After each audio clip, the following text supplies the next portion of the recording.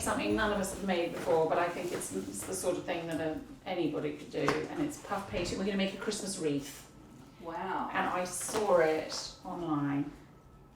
And so... Is it easy to make? Well, I think it's going to be so easy. We're going to do it standing on our head. Because what we've got to do is... I can't even start straight. Is all we have to do is make a circle. And the instructions were an American thing, and I've got absolutely no idea what 12 inches looks like. But, I thought a plate... shoot, sorry, boy. If we just went around the edge of that, can you go with a knife and cut that into a circle? Sort of circle. I don't think it has to be perfect because it's, Christmas wreaths don't have to be. And then I've got pesto and red pepper. Of course, that's the outside of the wreath.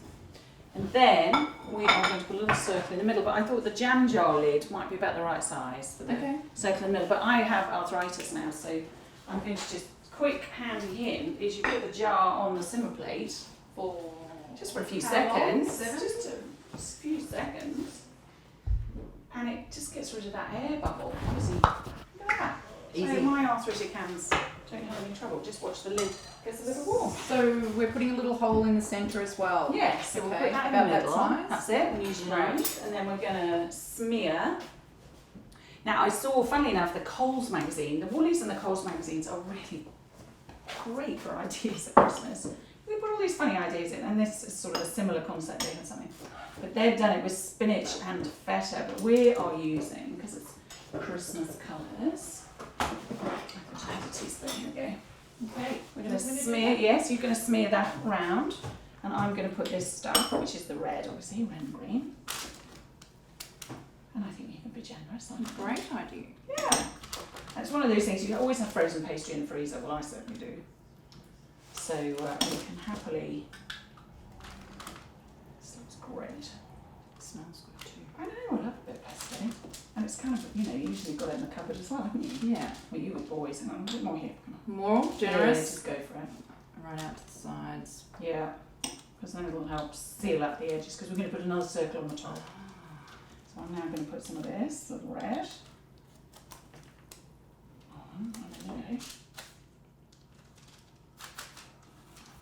And squish onto itself.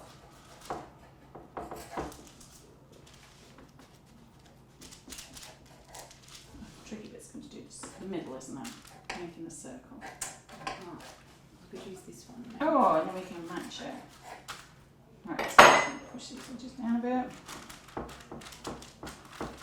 And then we can find the hole. Oh yeah, there it is. Pop that on and we'll cut round.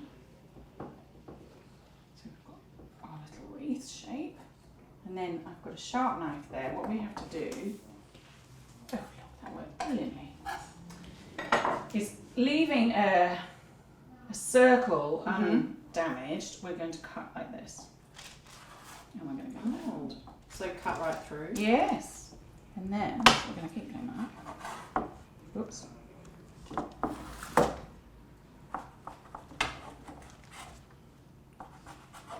And then we're going to twist them. In the same direction, apparently, it's important. So we have to decide if we're twisting right or twisting left. Okay. So you can start several twists, sort of. Okay. I think this is, it's like kindergarten, isn't it? It's Play-Doh. Crafternoon. I like that, crafternoon. There we go, I'll come around that, I'll trade you. Come around that side. Is it a bit? It's going to be a bit gungy, but I kind of feel like that. Yeah, oh yes, if it's going to twist on itself, that's, yeah. And then it's going to, when it cooks, the pastry will obviously go firm. And they'll puff out a bit. Of course, the photo looked like,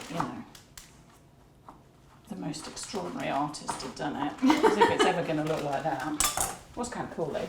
So you've gone that way. Could you get me the parmesan out of the fridge, please, darling?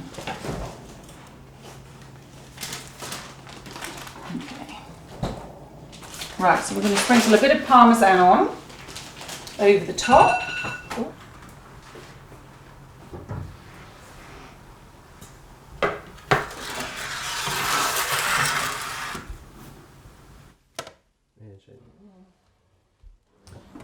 We've made Christmas wreaths out of puff pastry with pesto and red peppers. And we started with them on the floor of the oven, and then what we've done is we've raised them up a little bit higher because we decided the floor only needed for a few minutes. And here we've got one. Here's one we made earlier. Here we go. And you get the red and green pattern. The parmesan on the top has given it a lovely crispy crust, and you can see that each one can be pulled apart, torn off and eaten. So it makes a yummy light starter, sort of a bit of a fun snack for people to have when they're popped over, and they only take a few minutes to make.